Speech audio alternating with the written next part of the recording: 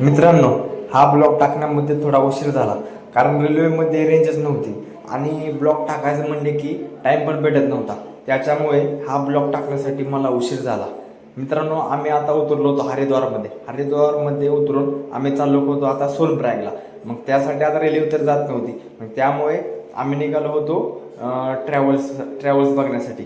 मग आम्ही पुढे गेलो ट्रॅव्हल्स बघण्यासाठी. मग ट्रॅव्हल्स बघण्यासाठी तिथे भरपूर जण होते. मग आम्ही एका ट्रॅव्हल्स वाल्याकडे गेलो, तिथे बघितले, त्याला चौकशी केली, त्याने आम्हाला सांगितले.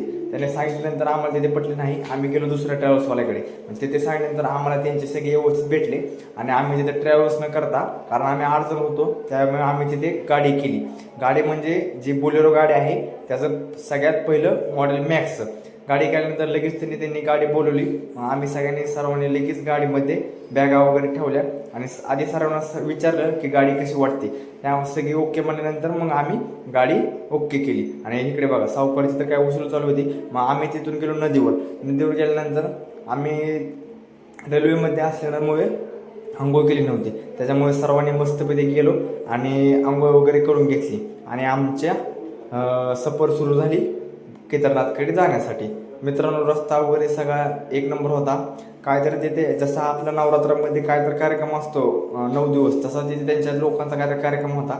त्याच्यामुळे भरपूर रस्त्याला गर्दी होती. आणि हे बघा, रस्त्याची काय अडचण नव्हती. रस्ता वगैरे सगळा म्हणजे हायवे होता. जिकडे बघेल तिकडे झाडं, डोंगर, नदी असे भरपूर वातावरण सगळे झाले होते. आणि पावसाचे वातावरण तर काय नव्हते, पण जसे जसे गाडी पुढे जाईल तसे क्लायमेट बदलत होते. आणि आम्ही नाश्ता कोणीच केला नव्हता, त्यामुळे आमच्या सगळ्यांना भुका लागल्या होत्या. त्याच्यामुळे सगळ्यांनी जे रेल्वे होतं पण आम्ही जेवण केलं नव्हतं. जे आम्ही घरून आणलेलं तेच आम्ही सगळ्यांनी खाल्लं. आणि त्याच्यामुळे पण आम्ही गाडीमध्ये पण जे घरून आणलं होतं तेच आम्ही खाल्लं.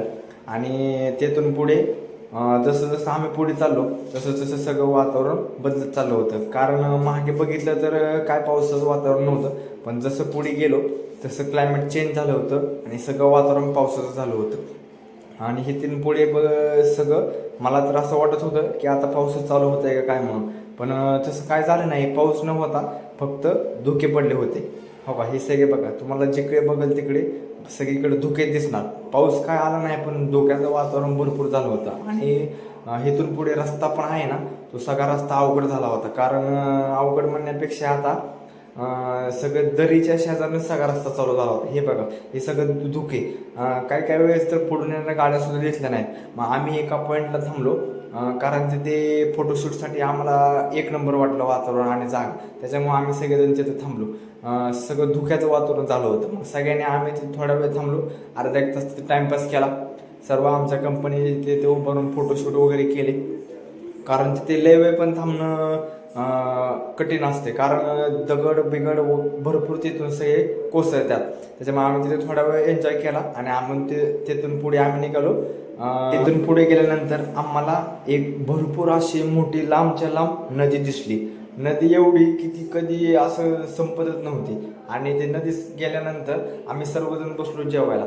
आपल्या महाराष्ट्रासारखे तर काय जेवण नव्हते, पण हे जेवण म्हणजे त्या मानानं व्यवस्थित आणि चांगले होते. कारण सगळ्यांना भुका लागल्या होत्या, त्याच्यामुळे आम्ही जेवायला थांबलो. तिथून पुढे आम्ही निघालो पुढच्या प्रवासासाठी गेल्यानंतर हे जे राहुल शेठ आहेत मुंबईचे, यांच्या एका मित्राचा फोन आला. ते बोलले, बघ आम्ही कशी मजा करायला लागलो, हे करायला लागलो, ते करायला. त्यांनी सगळ्या मित्राला व्हिडिओ कॉल करून सांगितले. आणि सांगितल्यानंतर तसेच पुढे जात असताना अजून आम्हाला 2 नद्याचा संगम दिसला. हे ते मित्रांनो भरपूर संगम आहेत.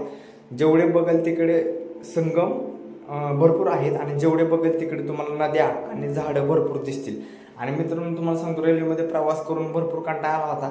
त्याच्यामुळे गाडीमध्ये बसल्यानंतर जरा थोडेफार बरे वाटले. कारण रेल्वेमध्ये दिवस बोर जात नव्हता, पण कंटाळा येत होता. मग तिथून पुढे आम्ही चहा पाण्यासाठी थांबलो. हे हॉटेल बघा, इथे जेवढे हॉटेल आहेत हे सगळे नदीच्या किनारी आणि नदीच्या बाजूलाच आहेत. असे त्यांनी सगळ्यांनी डेव्हलपिंग केले.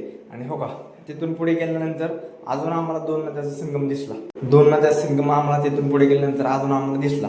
येथे संगम भरपूर आहेत, पण जसे आम्ही पुढे चाललो तसे येथील वातावरण आणि इथला रस्ता त्याचे सगळे बदलत चालले होते. आणि वैभव शेठच्या चेहऱ्यावर एक एक्सप्रेशन बघा. कारण मित्रांनो, हे बघा पाणी, जिकडे बघल तिकडे पाणीच पाणी आणि डोंगर डोंगर दिसत. मित्रांनो, आता हे एक पुढचा रस्ता बघा. या रस्त्याला ना कोणता सिमेंटाची तटबंदी आहे ना कोणते लोखंड आहे. ह्या पूर्ण रस्ता ओपन आहे आणि ह्याच्या पलीकडे दरी आहे. त्याच्यामुळे मित्रांनो, जर केदारनाथला यायची तुमचे जर नियोजन असेल तर ते नियोजन पावसाळ्यामध्ये कधीही करू नका. कारण येथील दरड कधी कोसळतील, रस्ते कधी ब्लॉक होतील, कधीच काही सांगता येत नाही. कारण आमच्या सर्वांचे पहिला दिवस होता केदारनाथच्या गाडीमध्ये प्रवास करायचा, त्याच्यामुळे आम्हाला सगळ्यांना जरा भीतीचे वातावरण निर्माण झाले होते. पण तसे काही झाले नाही. आम्ही सर्वजण सगळे व्यवस्थित करून एका लॉजवर पोचलो. लॉजवर पोचल्यानंतर सर्वांनी आम्ही तिथे थांबल्यानंतर आम्ही तिथे रूम केली.